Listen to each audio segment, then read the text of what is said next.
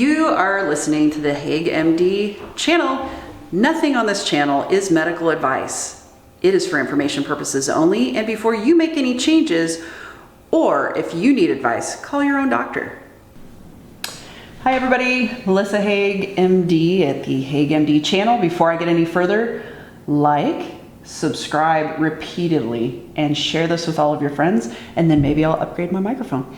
So today's sexual health hint is lumps and bumps, okay? So what we're gonna talk about for just a very brief moment is what do you do if you have a new lump or bump on the vaginal area? Well, the first thing you should do, if you can, is try to look at it yourself. See what you think. A lot of times it's as simple as an infected hair follicle or something like that. Another common thing that we see is called a sebaceous cyst. That's a bump where, for lack of a better term, skin cells get trapped and it kind of looks white or yellow. If you were to pop it or something, white or yellow stuff would come out of it. It is not anything scary. It's very common. We see it all the time.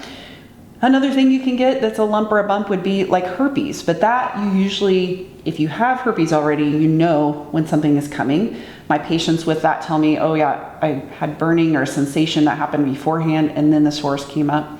But if you don't know, I would definitely see a physician and have them take a look at things. If it's something that comes and goes, it's a little more likely to be benign, obviously, or something that's not of great concern. If it is a new area that comes up and it doesn't go away over the course of, I would say 2 to 4 weeks, it's time to see someone and have them take a look. Okay, so today's topic is lichen sclerosus. So somebody asked me the other day, how do you decide what to talk about? And frankly, my patients give me an endless base of things to talk about.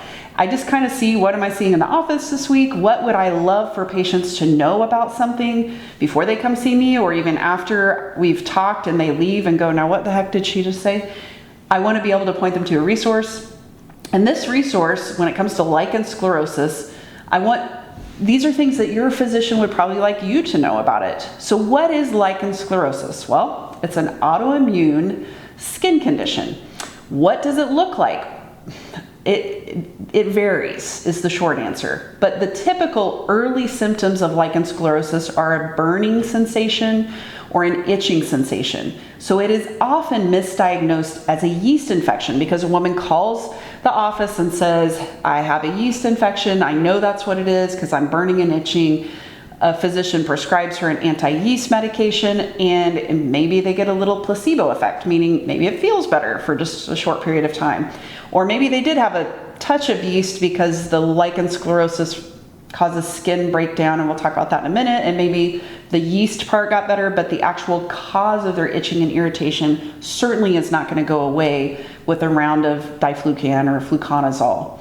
So then the patient calls again and says, oh, it didn't take care of it, and then they do another round of the medication. So you see where I'm going with this. Like, all things that itch aren't yeast. So if you have an itching sensation, try to look at yourself. Get a mirror out, see what things look like. Yeast is going to be like a white, curdly kind of discharge, and all of the opening of the vagina is usually really red and irritated looking.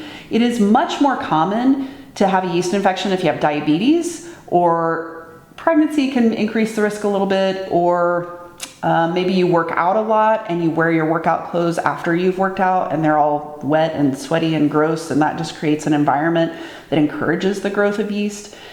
Outside of those things, especially in women who are peri or postmenopausal, lichen sclerosus can commonly present that way. Itching, irritation, etc. So when you go to look and if you have lichen sclerosus, it does take on a lot of different appearances depending on the tone of your skin and your age. But common things that we talk about are very white appearing tissues. So like you might have one part of your vagina, or vulva is the outside, vagina is the inside, vagina is the tube, vulva is the outside. You might have one part of your vulva that has like a whitish appearance, and then other parts that look normal. It might look like little tiny paper cuts. We call those fissures because lichen sclerosus can cause fissuring of the skin. It might look like white in a background of red, All of those would be concerning for lichen sclerosus, but truly the only way to actually diagnose it is with a biopsy. I know that is about as much fun as it sounds. However, it's really important to know if that's what you're experiencing. Now, that being said, if you come into my office with the first presentation of these symptoms and I look and visually it looks like lichen sclerosus, sometimes we will try a round of steroid cream to see if it gets better. Because if steroid cream fixes it, then we say, yeah, it really probably was lichen sclerosus, and torturing you with a biopsy, I hate to say it that way because some of you guys really need a biopsy, but anyway, not every patient in a gynecologic office is going to get a biopsy. However, if you start treatment and things are not improving, it is essential you get a biopsy, because not everything that looks like lichen sclerosus is. The other issue is, if you look at the studies, about 5% of women that have lichen sclerosus will actually progress on to have vulvar cancer. So any skin condition that you are treating in combination with your doctor or on your own that is not getting better, you need to go in and you need to get a biopsy. And I've had women come to me that have seen other physicians that have said, I'm here because I want a biopsy, and the person I saw before didn't want to give me a biopsy. I have never refused to biopsy anybody, because if you're in my office and you think you need a biopsy, you probably do. So how do we do those biopsies? Well, there's a few different things, a few different approaches to this. There are some areas that really lend themselves well to like a topical numbing cream. Sometimes we'll put that on first and let that sit for like 10 or 15 minutes and then use an injectable numbing medication to get kind of the deeper tissues, because these biopsies are not just going to be completely superficial. We take an area of skin that's about the size of a pencil eraser, and it's about half the depth. So we want to make sure that we numb the tissues underneath. When I do biopsies in the office, you are typically going to leave with just like one stitch that will dissolve and go away on its own, but that does help a lot with discomfort following a biopsy. If it is lichen sclerosus, it's really essential that you treat it and that you don't stop going to your physician until you know that everything is resolved, and that you continue to have someone look at your skin on a regular basis, because you can't always feel when lichen sclerosus is flared. So I have had women come in for just a routine annual exam, and I do an exam and I'm like, whoa, are you bothered down here? Is anything going on? And if they have diabetes or they've got some sort of neurologic disorder that prevents them from having good sensation, they may tell me, no, I really don't have any issues at all. Well, your skin has a major issue, and we will start treatment, and then I will see them back frequently until everything is resolved. And then we're typically doing every 6-month skin checks. So like they may alternate that with their family practice doctor or whoever does their annual exams, and then they maybe see me on the off 6 months, so that someone is looking at their skin every 6 months. And again, that's because a percentage of these, around 5%, depending on the study you look at, can progress on to cancer. Now, not everything that looks like lichen sclerosus is. We've already talked about vulvar cancer, but there are other things that can look like lichen sclerosus at various stages and be something else, like a Paget's disease, which is kind of like a cancer. Or I've had women come in that say, I know this is lichen sclerosus, and I've looked and it really just looked like what we call atrophy, or skin that is no longer healthy because of a lack of hormones. So in older women, especially, we really need to do an exam and be careful to look and see what things are. Another common presentation for this is I will have women that say, I was doing fine. My husband and I were fine in the bedroom, and then all of a sudden it feels like I'm tearing. Because what lichen sclerosus does is basically causes a problem with the integrity of the very superficial layer of the epithelium, or the skin of the vulva, and then any kind of pressure can cause a tear. So just like if you've gotten a paper cut on your finger and you get a little water on it and you're like, oh my God, that hurts really bad. It's the same thing with lichen sclerosus. If you get a little tear in the skin, then anything touching it can burn or hurt.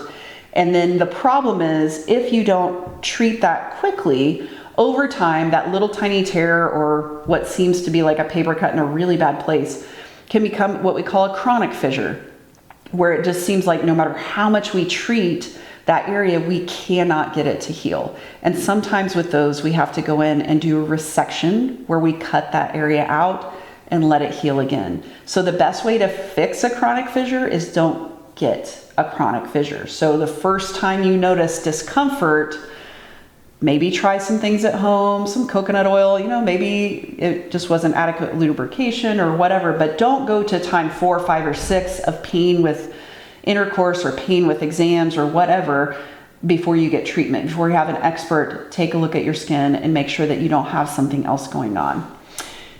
That is lichen sclerosus, my friends. So if you have any concern at all, if you think, man, the skin is not quite normal, again, I think it's totally reasonable to take a couple weeks, maybe do some Epsom salt baths and some coconut oil and things like that. But if there's an area that is itchy, that appears white, that is raised, and it is not improving with the simple things you do at home, it's essential you get an exam. Don't try to diagnose that yourself. And if you go within just a few weeks of the discomfort starting, the odds of you getting into an issue where you've got a really advanced cancer or something else, it's very low. Not zero. In medicine, we never say anything is always or never, because all women are different. But as I said, don't try self-treatment for weeks and weeks on end. Try it for maybe a week or two, things aren't getting better, go in and see someone. Or bring it up if you're close to your next annual exam and you did self-treat. Hey, I had this itching area, I used some coconut oil, it seemed to go away. Do you see anything? Because sometimes physicians, we get busy and we do a brief look at the skin and maybe we'll miss something important. Communicate with your provider. Let us know what you're worried about so we can look for those concerning things that can occur over time. So this week's challenge. I have forgotten challenges the last few weeks. You guys didn't tell me. No, that's not true. Someone did tell me. That's why I'm bringing it up. So on the health and wellness journey, I've been telling you about my snacking. I've been trying to work on that. My progress has probably been what I would call marginal because I've had some things going on with my family. And let's be real, food has always been my emotional support. So I'm still working on that, but I decided to switch gears a little bit and go, okay, let me tackle something that's maybe more doable. And that was my workouts had fallen by the wayside as I'd been getting up earlier to go visit my mom, who's now on hospice. And it just added extra time to my day. And of course, what's the first thing to go? The workout. So I made a commitment this last week. I'm gonna make it twice. And if anybody watched the other shorts on the video, you saw that I made it there and met one of my friends and we worked out. I would challenge you, if you are not exercising on a regular basis, just tell yourself, this week I have to do 20 minutes. That can be 5 minutes on 4 different days. That's about as deep as my math gets. Or that can be you do all 20 minutes at once. It does not have to be going to a gym, guys. It can be I eat dinner and I walk outside for 5 or 10 minutes. Or I put 100 squats in my phone at the beginning of the week and I get to 0 by the end.